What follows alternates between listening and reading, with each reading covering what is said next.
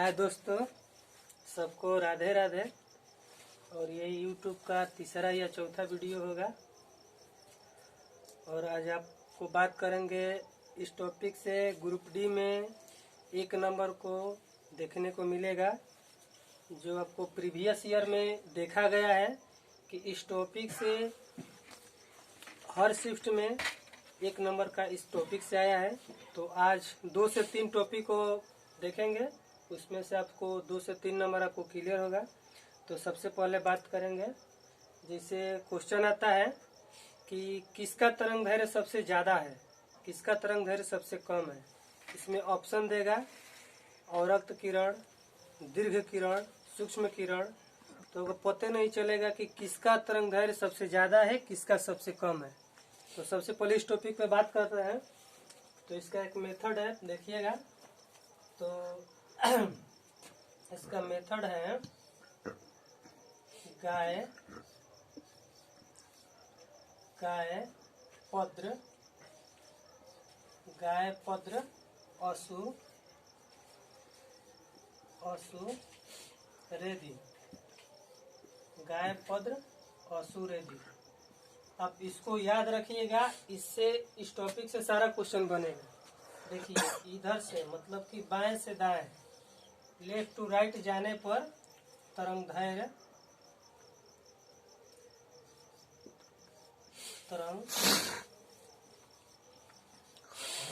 Left to right जाने से तरंग दैर्घ्य बढ़ता है। मतलब कि सबसे कम तरंग दैर्घ्य गामा का है और सबसे ज्यादा दीर्घ का है। बाद बाकी सब कुछ घटता है, लेफ्ट टू राइट जाने से तरंग दैर्घ्य बढ़ता है। तो देखिए, गा से क्या हो जाएगा, गा से हो जाएगा आपका गामा किरण। ए से हो जाएगा एक्स किरण।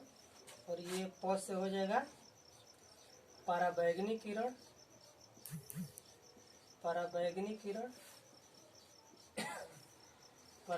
किरण।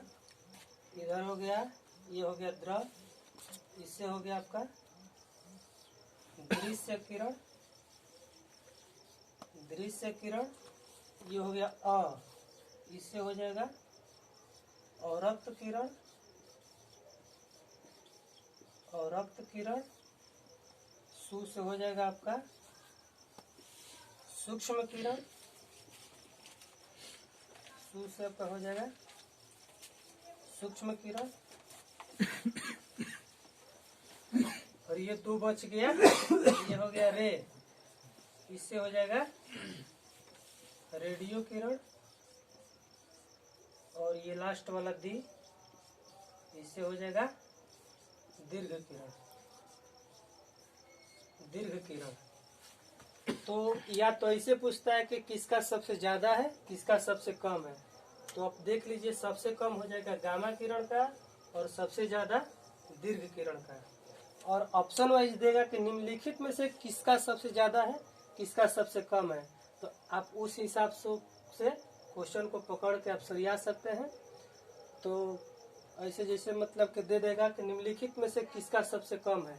मान लीजिए दे दिया गया, यहाँ से 4 गो दे दिया कि पराबैंगनी, दृश्य, अवरक्त और सूक्ष्म। तो इसको आप कैसे पता करेंगे किसके सबसे कम है।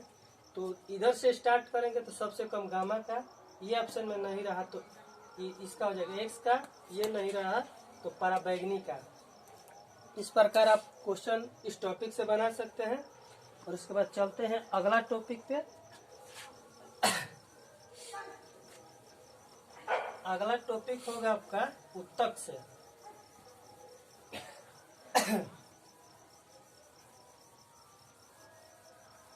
सबसे पहले आपको बता दें कि अगला टॉपिक उत्तक से होगा। इसमें किस प्रकार क्वेश्चन पूछता है। तो इसमें आपको पूछेगा कि किस उत्तक के कारण पौधे में कोशिकाएं कठोर होती है, या लचीलापन होता है, या विस्तार या बड़ा होता है। तो 3 प्रकार का क्वेश्चन पूछेगा। पहले पूछेगा, मान लीजिए कि किस उत्तक के कारण कठोर होता है, किस उत्तक के कारण पौधे की कोशिकाएं कठोर होता है। ठीक। दूसरा क्वेश्चन पूछेगा कठोर देगा या दृढ़ देगा, या दृढ़। दूसरा क्वेश्चन पूछेगा लचीला, दूसरा देगा लचीला। और तीसरा क्वेश्चन पूछेगा विस्तार या बड़ा, विस्तार या बड़ा। इस टॉपिक से भी प्रीवियस ईयर में प्रत्येक शिफ्ट में एक क्वेश्चन देखा गया। एक क्वेश्चन काफी कंफ्यूज भी करता है। इस सबको कलेक्ट करके आज हम आपको एक जगह बताएंगे। तो देखिए कठोर दृढ़, तो इसका हो जाएगा स्क्लेरेन काइमा, स्क्लेरेन, स्क्लेरेन, गलती हो गया स्पेलिंग थोड़ा, स्क्लेरेन, स्क्लेरेन काइमा होता है, स्क्लेरेन काइमा। कठोर में स्क्लेरेन काइमा, लचीला में हो जाएगा कोलेन काइमा, कोलेन काइमा। और आपका विस्तार या बड़ा में हो जाएगा पायरेन काइमा, पायरेन काइमा, पायरेन काइमा। तो फिर आपको भी ये दिक्कत होगा कि स्क्लेरेन काइमा से क्या होगा, लचीला, कठोर, विस्तार, ये तीनों कंफ्यूज करेगा। तो ये पूछेगा कि लचीला किसके कारण होता है, तब ये कंफ्यूज करेगा। ये रहेगा तीनों ऑप्शन में कि कोलेन काइमा होगा, पेरेन काइमा होगा या स्क्लेरेन काइमा होगा। तो सबसे पहले हम आपको बताते हैं कि आपको इसको मतलब कि अपने माइंड में कैसे रखना है, कैसे एग्जाम में पकड़ के रखना है। तो देखिए कठोर, सबसे पहले पकड़िए कठोर को। जो कठोर है, कठोर का स्पेलिंग सबसे लंबा होगा। इस तरीके से आप पकड़िए, कठोर का स्पेलिंग सबसे लंबा है। उसके बाद देखिए इसमें जो लचीला है, लचीला इसमें भी ल है, इसमें भी ल है, तो इसमें कोलेन काइमा में भी ल है। एक को आप याद रखिए, कठोर का स्पेलिंग सबसे लंबा है और लचीला में इसमें भी ल है और इसमें भी ल है, लचीला कोलेन काइमा। बाकी तीसरा अपने आप क्लियर हो जाएगा इस टॉपिक से। और इस प्रकार आप इस टॉपिक को एक नंबर इससे भी पक्का कर सकते हैं। तो अब चलते हैं अगला टॉपिक से। इस तरह से आप पकड़ के क्वेश्चन